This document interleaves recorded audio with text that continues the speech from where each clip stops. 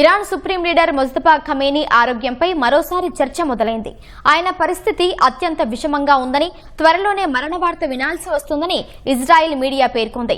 Iran supreme లీడర్గా బాధ్యతలు చేపట్టినప్పటి నుంచి ముస్తఫా ఖమేనీ బహిరంగంగా కనిపించలేదు.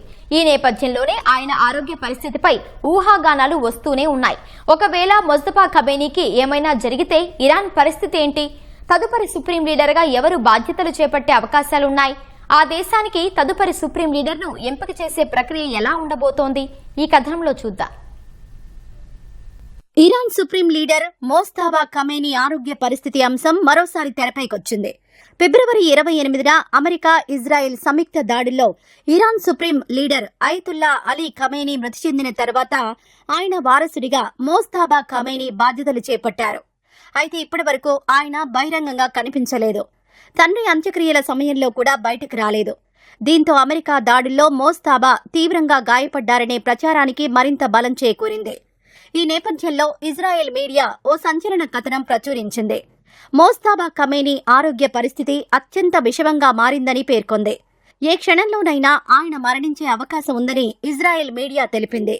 ప్రస్తుతం నెలకొన్న సంక్షోభ పరిస్థితుల నేపథ్యంలో మోజ్తబా మరణించినా లేదా ఆయన తన విధులు నిర్వర్తించలేని పరిస్థితి తలెత్తినా ఇరాన్ భవిష్యత్తు ఏంటనే ప్రశ్నలు రేకెత్తుతున్నాయి.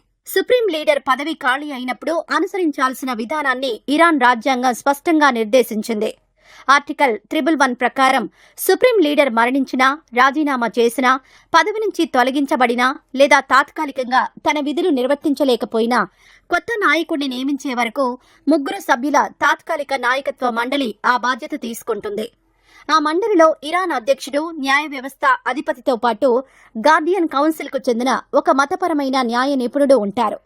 ఇరాన్ సుప్రీం లీడర్ ఎంపిక ప్రక్రియ పూర్తయ్యే వరకు ఈ మండలి సుప్రీం లీడర్ అధికారాలను తాత్కాలికంగా చేపడుతుంది.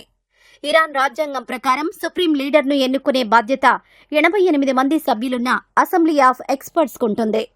ఇరాన్ సైన్యం, న్యాయ వ్యవస్థ, విదేశాంగ విధానం, ఇతర కీలక ప్రభుత్వ సంస్థలపై సర్వాధికారాలు కలిగి ఉండే సుప్రీం లీడర్ ఎంపిక ప్రక్రియ అత్యంత కీలకమైనది. మోజ్తబా ఖమేనీ మరణిస్తే తదుపరి సుప్రీం లీడర్గా పలువురి పేర్లు ప్రచారంలో ఉన్నాయి. ఇరాన్కు చెందిన సీనియర్ మత గురువు Ayatollah Ali Reza Arafi supreme leader రేసులో ముందున్నారు. ఖమేనీ మరణాంతరం ఏర్పడిన తాత్కాలిక నాయకత్వ మండలిలో కూడా ఆయన పనిచేశారు. ఇంకా ఇరాన్ సీనియర్ మత గురువుల్లో ఒకరైన అయతుల్లా హషీమ్ హొస్సేనీ బుషెహ్రీ, న్యాయ వ్యవస్థ chief Ghulam Hussain, Islamic republic వ్యవస్థాపకుడు అయతుల్లా రుహెల్లా ఖొమేనీ మనవడు హసన్ ఖొమేనీ పేర్లు కూడా ప్రచారంలో ఉన్నాయి. అయితే కొన్ని నిర్దిష్ట పరిస్థితుల్లో సమిష్టి నాయకత్వానికి కూడా ఇరాన్ రాజ్యాంగం అవకాశం కల్పిస్తుంది. అసెంబ్లీ ఆఫ్ ఎక్స్పర్ట్స్ ఒక వ్యక్తిని సుప్రీం లీడర్గా ఎంపిక చేయడంపై ఏకాభిప్రాయానికి రాలేకపోతే నాయకత్వ మండలి ఏర్పాటయ్యే అవకాశం ఉంది. ఒకే సుప్రీం లీడర్ చేతిలో దేశ అత్యున్నత రాజకీయ, మతపరమైన అధికారాలు ఉండే సంప్రదాయ విధానానికి ఇది చాలా భిన్నమైనది. నాయకత్వ సంక్షోభం ఏర్పడితే అది ఐఆర్జీసీ ప్రభావాన్ని మరింత పెంచే అవకాశం ఉంటుంది. ఇరాన్ భద్రతా వ్యవస్థ, సైనిక కార్యకలాపాలు, ఆర్థిక వ్యవస్థపై ఐఆర్జీసీకి గణనీయమైన పట్టు ఉంది.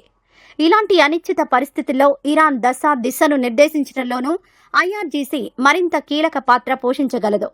అయితే నాయకత్వ మార్పు సమయంలో నెలకొనే పరిస్థితులతో పాటు ఇరాన్ మతపరమైన, రాజకీయ, సైనిక సంస్థల మధ్య ఉండే అధికార సమతుల్యతపైనే ఐఆర్జీసీ పాత్ర ఎంత మేర ఉంటుందనేది ఆధారపడి ఉంటుంది.